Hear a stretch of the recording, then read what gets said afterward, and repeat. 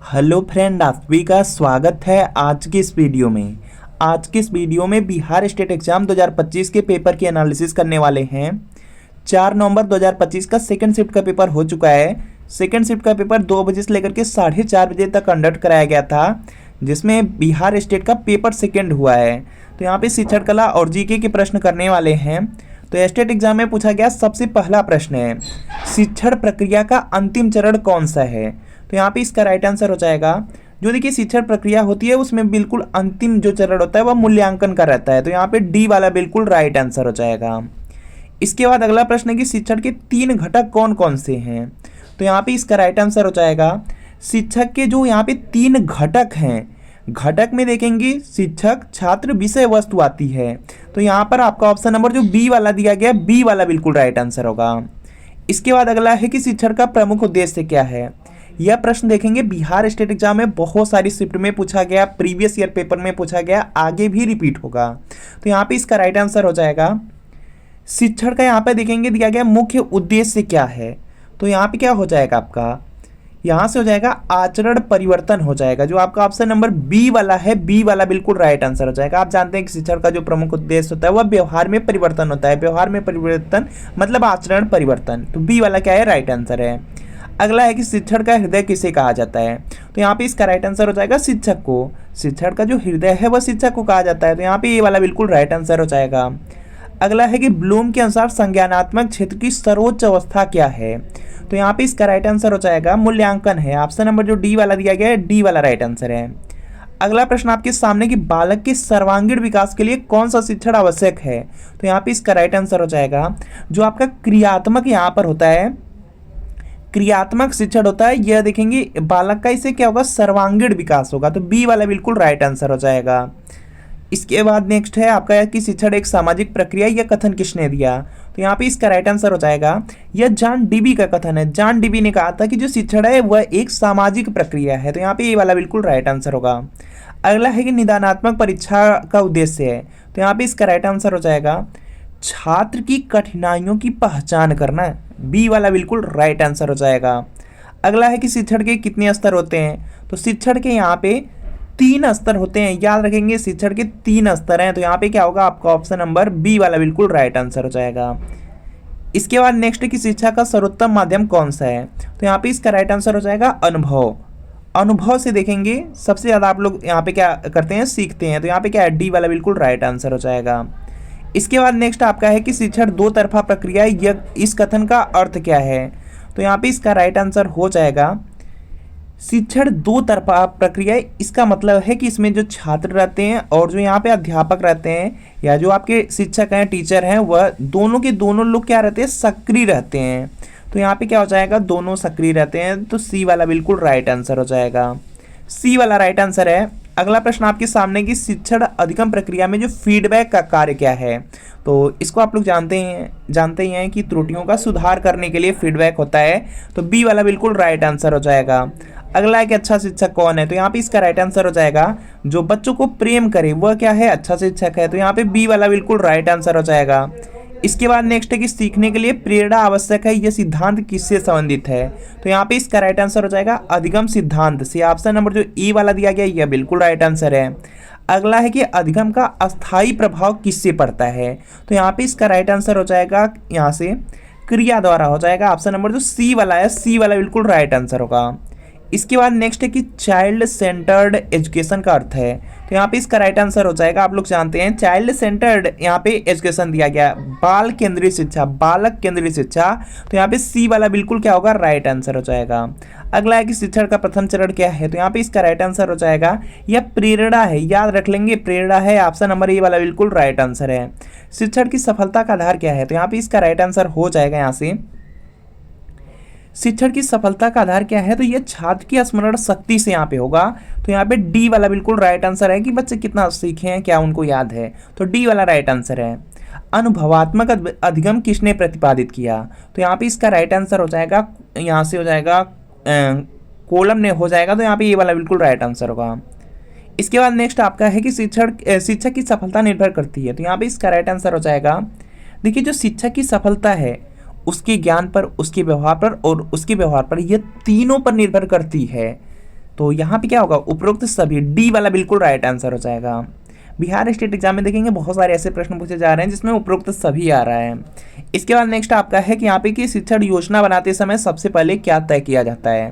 तो यहाँ पे इसका राइट आंसर हो जाएगा, देखिए जब भी आप लोग शिक्षण योजना बनाएंगे तो उसमें सबसे पहले आप उद्देश्य को क्या करेंगे, निर्धारित करेंगे कि उद्देश्य क्या है, योजना बनाने का उद्देश्य क्या है। तो यहाँ पे क्या है, ए वाला राइट आंसर है। छात्र में अनुशासन कैसे लाया जा सकता है, तो यहाँ पे इसका राइट आंसर हो जाएगा, छात्र में जो अनुशासन है वह प्रेम और समझ से ही आ सकता है, उसको दंड देकर या भय से या डरा करके या उपेक्षा से नहीं आपका अनुशासन आ सकता। तो प्रेम और समझ से, सी वाला राइट आंसर है। अगला है कि शिक्षा आत्मा का विकास है, यह कथन किसने दिया। तो यहाँ पे इसका जो राइट आंसर है यह देखेंगे आंसर हो जाएगा प्लेटो। शिक्षा आत्मा का विकास है और यह प्लेटो ने कहा था, तो ये वाला बिल्कुल राइट आंसर हो जाएगा।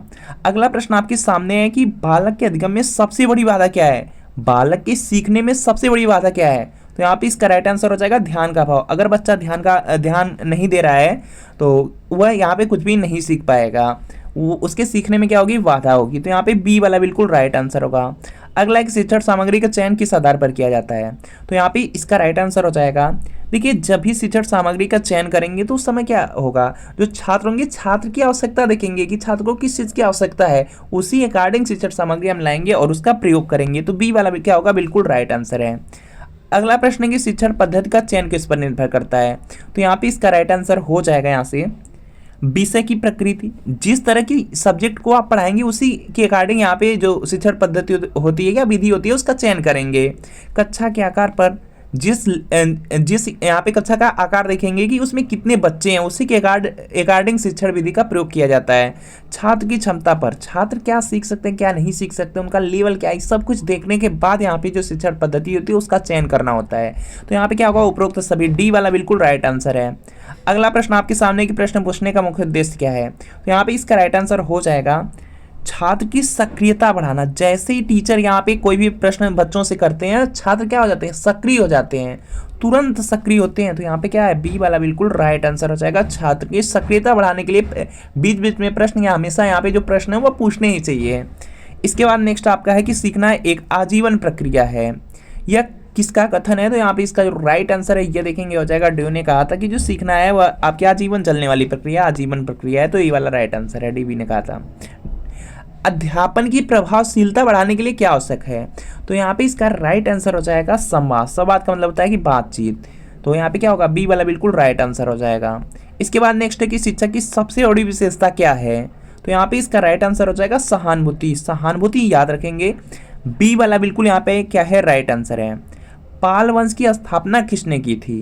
तो यहाँ पे इसका राइट आंसर हो जाएगा, यहाँ पे गलती नहीं करेंगे, जो पाल वंश है पाल वंश की स्थापना गोपाल ने किया था। ए वाला बिल्कुल यहाँ पे राइट आंसर हो जाएगा। जो भी छात्र बिहार स्टेट एग्जाम के पेपर सेकंड की तैयारी कर रहे हैं वह शिक्षण कला और अन्य दक्षता के लिए प्रीवियस ईयर क्वेश्चन पेपर ले सकते हैं।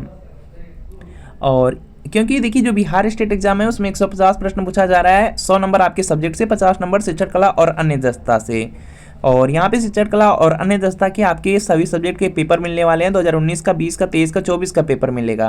पूरे 46 पेपर का हल मिलेगा, आंसर की के साथ एक्सप्लेनेशन, सॉल्यूशन, व्याख्या सब कुछ है। और आप भी जानते हैं कि 50 प्रश्न शिक्षण कला का जो पूछा जा रहा है उसमें से 35 से 40 प्रश्न आपको इसी प्रीवियस ईयर क्वेश्चन पेपर से मिलने वाले हैं। तो प्रीवियस ईयर पेपर आप परचेज कर लीजिए। परचेज करना बिल्कुल ईजी है, वीडियो के नीचे डिस्क्रिप्शन में जाइए, एक लिंक मिलेगी, लिंक को सिर्फ क्लिक कर दीजिए, नाम मोबाइल नंबर फिल कर दीजिए और आपको सिर्फ 30 रुपये की पेमेंट कर देनी। जैसे पेमेंट करेंगे तुरंत देखेंगे डाउनलोड करने का ऑप्शन आ जाएगा और डाउनलोड के माध्यम से जो पीडीएफ होगा उसको डाउनलोड कर लेंगे और उसी से तैयारी कर लेंगे। एग्जाम से पहले देख के जाएंगे, काफ़ी अच्छा स्कोर आप यहाँ पे शिक्षण कला और अन्य दक्षता में लाएंगे और आप पास भी अच्छे स्कोर से कर लेंगे। चलिए नेक्स्ट प्रश्न आपका यहाँ पर कि भारत का सबसे बड़ा जो जीवमंडल आरक्षित क्षेत्र है कौन सा है। तो यहाँ पे इसका राइट आंसर हो जाएगा सुंदरबन हो जाएगा। ए वाला बिल्कुल राइट आंसर है। अगला प्रश्न आपका यहाँ पर कि भारत में नीति निर्देशक तत्व किस देश के संविधान से लिए गए हैं। तो यहाँ पे इसका राइट आंसर हो जाएगा आयरलैंड। ऑप्शन नंबर जो सी वाला है यह बिल्कुल राइट आंसर होगा। इसके बाद नेक्स्ट कि भारत का कौन सा क्षेत्र है जो असंगठित क्षेत्र में आता है। तो यहाँ पर देखेंगे इसका राइट आंसर हो जाएगा आपका असंगठित क्षेत्र। संगठित क्षेत्र में सरकारी कर्मचारी, बैंकिंग क्षेत्र, बीमा कर्मचारी आते हैं, लेकिन जो असंगठित क्षेत्र है उसमें दैनिक मजदूर आते हैं, दिहाड़ी वाले मजदूर हो जाएंगे। तो क्या है, सी वाला बिल्कुल राइट आंसर हो जाएगा। इसके बाद नेक्स्ट की विश्व की सबसे ऊंची जो मूर्ति है स्टैचू ऑफ यूनिटी, किस राज्य में स्थित है? तो यहाँ पे इसका राइट आंसर हो जाएगा यहाँ पे इसका राइट आंसर हो जाएगा आपका यहाँ से गुजरात में है। बेसिकली जो स्टैचू ऑफ यूनिटी है यह गुजरात में है, तो यहाँ पे क्या होगा, बी वाला बिल्कुल राइट आंसर होगा। इसके बाद नेक्स्ट है कि किस प्रकार की ऊर्जा को हरित ऊर्जा कहा जाता है? तो यहाँ पे इसका राइट आंसर हो जाएगा यहाँ से जो आपकी नवीकरणीय ऊर्जा होती है उनको हरित ऊर्जा के नाम से भी जाना जाता है, तो सी वाला राइट आंसर होगा। कौन सा तत्व है जो स्टेनलेस स्टील बनाने में प्रयुक्त होता है? तो यहाँ पे इसका राइट आंसर है क्या हो जाएगा, क्रोमियम। क्रोमियम का प्रयोग होता है स्टेनलेस स्टील में, तो बी वाला राइट आंसर है। मानव शरीर में रक्त का थक्का जमाने में कौन सा विटामिन सहायक होता है? तो यहाँ पे इसका राइट आंसर हो जाएगा, इसमें आपका काम आता है विटामिन के। विटामिन के क्या करता है कि जो शरीर होता है शरीर में रक्त का थक्का जमाता है, तो सी वाला बिल्कुल यहाँ पे राइट आंसर है। इंटरनेट पे डाटा को सुरक्षित रखने के लिए कौन सी तकनीक प्रयोग की जाती है? तो यहाँ पे इसका राइट आंसर हो जाएगा इनक्रिप्शन। इनक्रिप्शन जो होता है वह देखेंगे आपका टेक्नोलॉजी है जिसका प्रयोग किया जाता है, तो बी वाला बिल्कुल राइट आंसर हो जाएगा। इसके बाद नेक्स्ट आपका है कि बिहार का कौन सा शहर है जिसको सिक्का उद्योग क्वाइन माइंटिंग के लिए प्रसिद्ध है? तो यहाँ पे इसका राइट आंसर हो जाएगा, ये पटना में होता है, तो यहाँ पे क्या है, पटना वाला ए में है, तो ए वाला राइट आंसर हो जाएगा।